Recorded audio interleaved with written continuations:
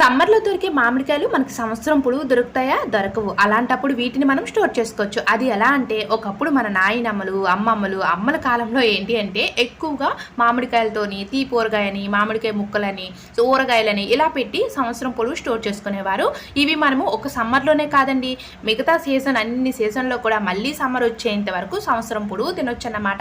అయితే వీటిని మనం ఊర్లో ఒక్కసారి వెళ్ళేటప్పుడు తెచ్చుకుంటూ ఉంటాము.